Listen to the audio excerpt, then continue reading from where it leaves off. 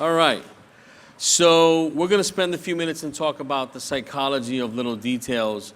But before we do that, real quickly, just by way of hands, how many folks in the audience are directly responsible for producing or executing or designing, preparing your corporate events or a trade show or a meeting? Awesome. That's perfect. Well, I'm going to make a promise to you. You're going to, in the next 15 minutes, I'm going to provide you with 4 tactics, 4 details that you can immediately implement into your trade show or your events or your meetings that will help make them a little bit better. I've been in this industry for over 25 years. It's actually over 30 years, but when you start to say 30, it starts to get really old, right? So we're going to leave it at 25. I've been on the agency side my entire career. I've been very focused and I've been very blessed to work with a lot of great iconic brands. Monster, Samsung, Motorola, Bloomberg. Any Bloomberg in the house? No? Oh, there they are. All right. I'm going to let Alex know you guys showed up. So I've been very fortunate to work with some really great brands, and we've had some really great projects we've been able to work on. Before we start, I'm going to give you a quick definition, okay? Generate knowledge and meaning from an interaction between experiences and ideas. Motivated to make connections between gained knowledge and its applications to their lives. And information is presented in a way that the consumers are able to construct meaning based on their own experiences. So that could be the definition of experiential marketing, but it's not. It's actually contextual learning. But just for context, let's talk about what that definition is for experiential marketing. At Sparks, we define it as the act of directly engaging consumers with a brand, product, or service, allowing them to generate knowledge and meaning about that said brand, product, or service through an authentic, immersive experience, right? So allowing consumers to generate knowledge and meaning from an authentic, immersive experience. Okay, so they're pretty similar. You know, the two, contextual learning and experiential marketing, they're pretty similar, right? So what we believe that experiential marketing is the marketer's version of contextual learning, okay? And this is the sweet spot. This is what, as event marketers, this is what we strive for. We strive to create an experience that sits in the sweet spot, where attendees are able to engage with a brand in an authentic environment where they can then form an opinion, right? So that's the sweet spot that we all try to go for. Okay, Ben, big deal, so what? Got it. We know we've established that the contextual learning and experiential marketing basically go hand in hand. We got it. Part of that article that was mentioned that I wrote on this same topic allowed me to take a deeper dive. So I did a little more homework, and I looked at this topic through the sociological lens of contextual learning. Okay, so this is what I found out. According to the contextual learning psychologists, when people engage with an experience, they process it in 2 ways. Either they absorb it globally, right, in a macro scenario, or they absorb it locally, where they process the smaller details of the event and form an opinion about that. This guy's amazing. This is a real event shot. This guy is not an actor. This guy's crazy. Look at that. He's having a blast. Well, this is an event that we produced, and this was at the celebration. And if you look closely, the ticker tape actually had the brand of the company and some messaging on it. So that's a detail. That's a detail right there. So, you know, what we've found is that more and more attendees are absorbing the events by the smaller local details, in particular, and forming an opinion, more so than the overall grandness of the event. That's what I call the small is the new big, okay? So, and I'm sure some of the things I'm going to talk about now, I'm sure some of you may be familiar with, but some of you may have forgotten. So we're going to go through a little bit of this. But before we do that, the details. what I believe is one of the most amazing companies in the world is Disney. We're Disney freaks in my house. Okay, anyone else a Disney fanatic? Because we're Disney fanatics in my house.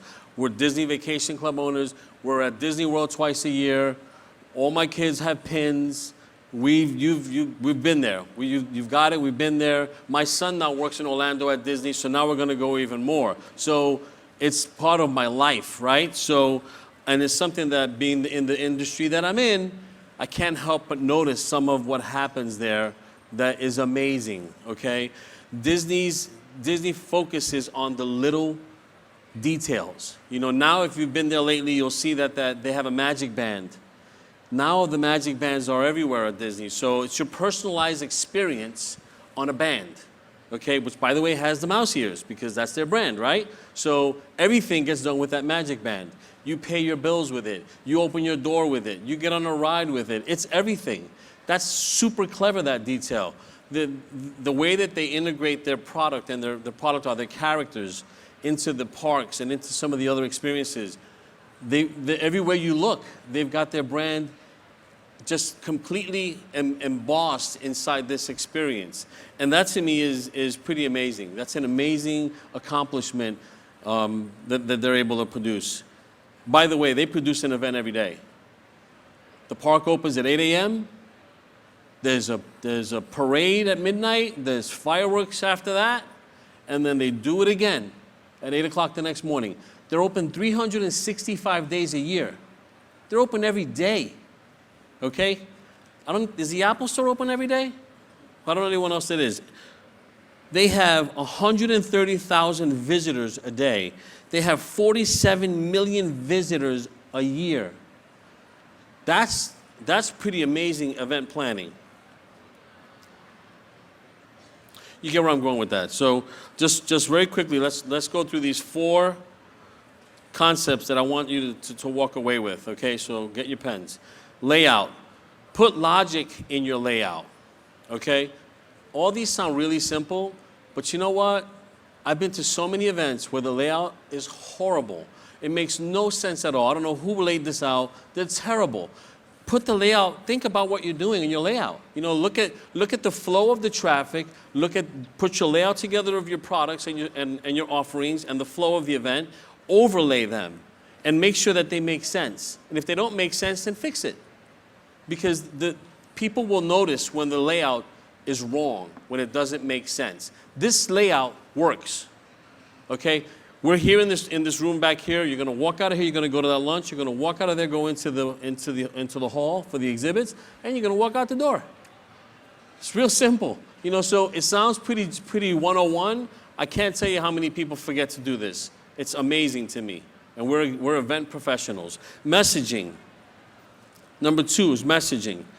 Content is king. I got it. I know that. The most important part of the conference is the messaging. I got it. Got it. Yada yada. Here's what I want to tell you today. You have to make sure everything is spelled right.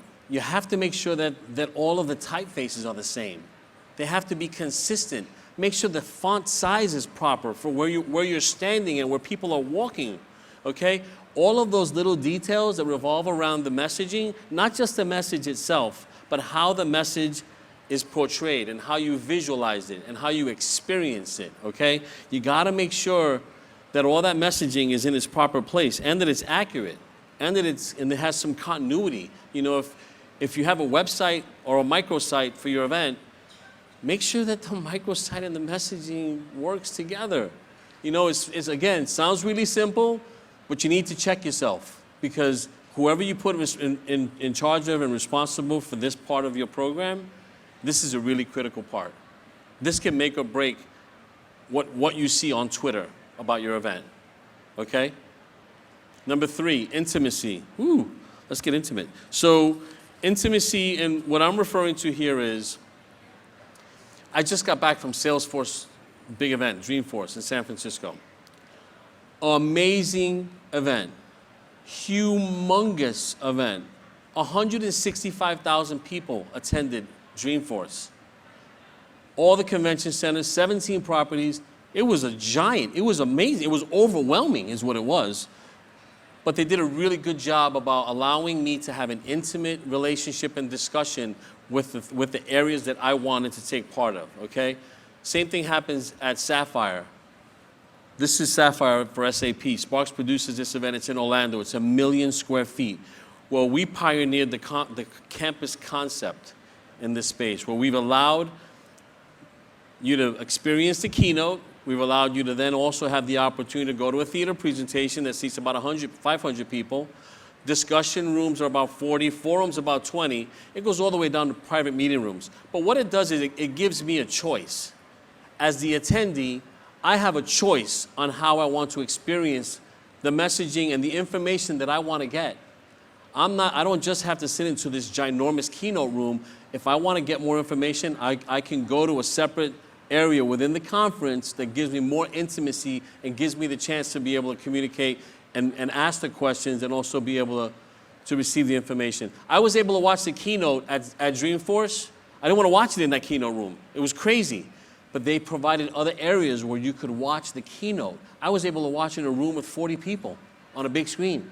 It was awesome. You know, so to me, that having that choice, to me, was a positive experience. Last topic, last tidbit for you is staff. And everyone says they can appreciate it. Everyone says they get it. How many people here actually have the ability to provide training for their staff at their events? Very few people. Very few people. The Ritz-Carlton, who has the gold standard in hotels, the first 21 days of an employee when they work at the Ritz-Carlton, they go through a rigorous 21-day certification process where they learn and they train them. They have over, I think it's over 450 hours of training that they provide for them. Now, granted, that's expensive. I don't have that kind of money, Ben. I got it. I get it. If it's not part of your budget, I suggest that you maybe start to earmark for the future, for your next year's event, maybe earmark a little bit of money and get some training. Or you do the training yourself. I don't have any time. Yes, you do. Take some time, Google it, learn, speak to some people. It won't take long, a half an hour to train your staff with you giving them tips on how to posture, how to dress, how to speak, how to behave. Learn about the product, where they're going to be standing, walk through what area they're going to be responsible for. That's huge. Your event could be the most beautiful event, the most well-planned event. You spent all this time and energy and money on it, and then you didn't train your people who are going to be in the front line. You want it to be successful? Invest in your people. You don't want them to see that guy. You want them to see that guy, right? Here's the recap. Logic in the layout. Messaging, is it clear? Number 3, let's be intimate. Number 4, it's all about the people. I'm going to give you one more bonus tip. And my producers hate when I say this, but my suggestion is you should always strive to be show ready by noon before the show opens. This in particular applies to a trade show exhibit, or a proprietary conference where you have more control. My suggestion is make every effort in your timelines and all the timelines you put out to people, to all your teammates, to all your agencies. Let's try to be show ready noon before the show opens. That will, and it doesn't happen often, and you may not hit noon, you may hit 2, but you know what? You've got the rest of that day and that night for all the stuff that happens when the executives walk in and change everything, right? I'm Ben Nazario. I appreciate your time. Thanks for coming.